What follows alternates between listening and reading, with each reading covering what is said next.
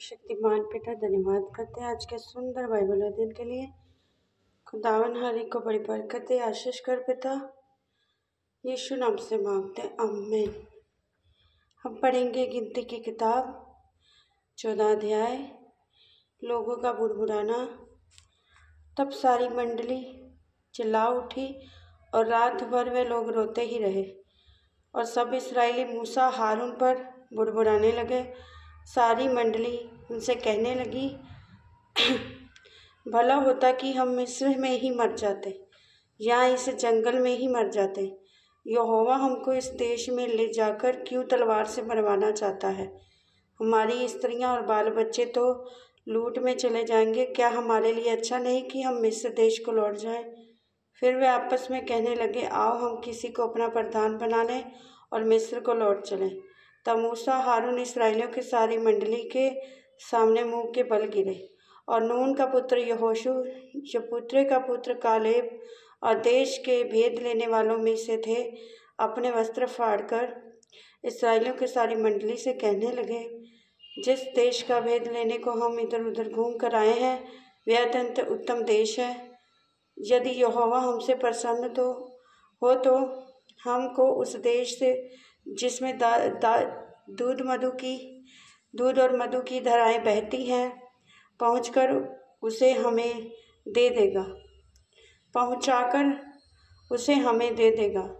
केवल इतना करो कि तुम यहोवा के विरुद्ध बलवा ना करो और ना उस देश के लोगों से डरो, क्योंकि वे हमारी रोटी ठहरेंगे और छाया उनके ऊपर से हट गई है और यहोवा हमारे संग है, उनसे ना डरो। तब सारी मंडली चिल्ला उठी कि इन पर पथराव करो। तब यहोवा का तेज मिलावले तंबू में सब इस्राएलियों पर प्रकाशमान हुआ। लोगों के लिए मूसा की प्रार्थना। तब यहोवा ने मूसा से कहा, वे लोग कब तक मेरा तिरस्कार करते रहेंगे और मेरे सब आश्चर्य कर्मों के देखने पर भी कब तक मुझ पे विश्वास न करेंगे? मैं उन्हें मरी से मारूंगा और उनके निज भाग से उन्हें निकाल दूंगा और तुमसे एक बड़ी जाति उत्पन्न करूंगा जो उनसे बड़ी और बलवंत होगी। मूसा ने यहोवा से कहा, तब तो मिस्री जिनके मध्य में से तू अपने सामर्थ्य दिखाकर उन लोगों को निकाल ले आया है, ये सुनेंगे और इस देश के निवासियों से कहेंगे, उन्होंने तो ये सुना है कि तू जो यहोवा है इन लोगों के मध्य रहता है और प्रत्यक्ष दिखाई देता है। तेरा बादल उनके ऊपर ठहरा रहता है, तो दिन को बादल के खंभे से और रात को कठिन अग्नि के खंभे में होकर इनके आगे आगे चला करता है। और इसलिए यदि तू इन लोगों को एक ही बार में मार डाले तो जिन जातियों ने तेरी कीर्ति सुनी है वह कहेंगी कि यहोवा उन लोगों को उस देश में जिसे उसने उन्हें देने की शपथ खाई थी पहुंचा ना सका। इस कारण उसने उन्हें जंगल में घात कर डाला है। इसलिए अब प्रभु की सामर्थ को महिमा तेरे इस कहने के अनुसार हो कि यहोवा कोप करने में धीरजवंत और अति करुणामय है और अधर्म और अपराध का क्षमा करने वाला है, परंतु वह दोषी को किसी प्रकार से निर्दोष न ठहराएगा और पूर्वजों के अधर्म का दंड उनके बेटों पोतों पर पोतों को देता है।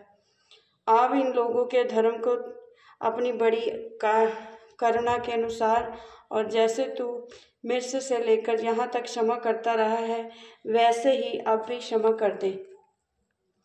यहोवा ने कहा, तेरी विनती के अनुसार मैं क्षमा करता हूँ, परंतु मेरे जीवन की शपथ सचमुच सारी पृथ्वी यहोवा की महिमा से परिपूर्ण हो जाएगी। उन सब लोगों ने जिन्होंने मेरी महिमा मिस्र देश में और जंगल में देखी और मेरे किए हुए आश्चर्य कर्मों को देखने पर भी 10 बार मेरी परीक्षा की और मेरी बातें नहीं मानी, इसलिए जिस देश के विषय में मैंने उनके पूर्वजों के साथ शपथ खाई उनको वे कभी देखने ना पाएंगे, अर्थात जितनों ने मेरा अपमान किया है उनमें से कोई भी उसे देखने ना पाएगा। परंतु इस कारण कि मेरे दास कालेब के साथ और ही आत्मा है, उसने पूर्ण रीति से मेरा अनुकरण किया है, मैं उसको इस देश में जिसमें वह हो आया है पहुंचाऊंगा। उसका वंश उस देश का अधिकारी होगा। अमलेकी और कनेनी लोग तराई में रहते हैं, इसलिए कल तुम घूमकर प्रस्थान करो, लाल समुद्र के मार्ग से जंगल में जाओ। बुड़बुड़ाने का दंड। फिर यहोवा ने मूसा हारून से कहा, ये बुरी मंडली मुझ पर बुड़बुड़ाती रहती है, उसको मैं कब तक सहता रहूं? इस्राएली मुझ पर बुड़बुड़ाते रहते हैं, उनका वे बुड़बुड़ाना मैंने सुना है।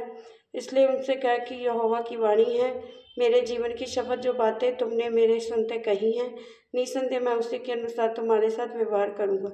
तुम्हारे शव इसी जंगल में पड़े रहेंगे। तुम इस में से 20 वर्ष या उससे अधिक आयु के जितने गिने गए थे, मुझ पर बुड़बुड़ाते थे, उनमें से यिफुन्ने का पुत्र कालेब और नून के पुत्र यहोशू को छोड़ कोई भी उस देश में न जाने पाएगा, जिसके विषय में मैंने शपथ खाई है कि तुमको उसमें बसाऊंगा।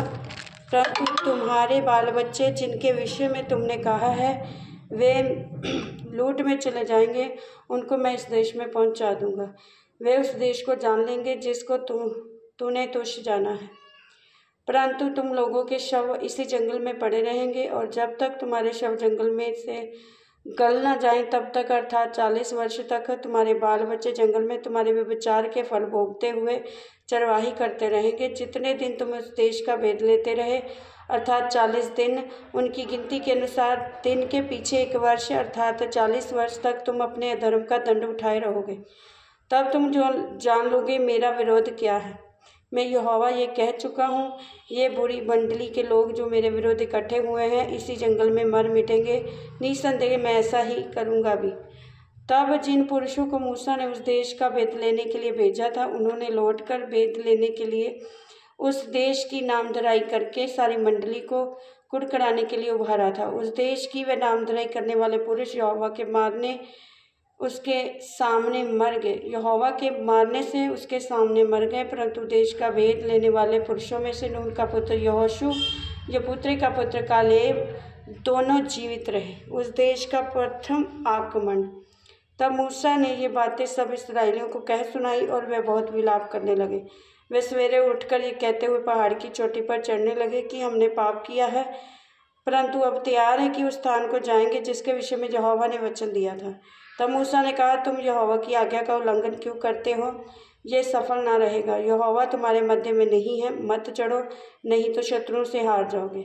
वहाँ तुम्हारे आगे अमालेकी और कनानी लोग हैं, इसलिए तुम तलवार से मारे जाओगे। तुम यहोवा को छोड़कर फिर गए हो, इसलिए वे तुम्हारे संग नहीं रहेगा।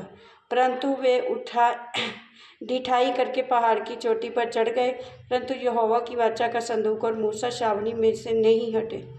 तब अमालेकी और कनानी जो पहाड़ पर रहते थे, उन पर चढ़ गए और हुमरा तक उनको मारते चले गए। इस वचन के द्वारा प्रभु ब्लेस करेंगे। आमीन। सबको जय मसीह।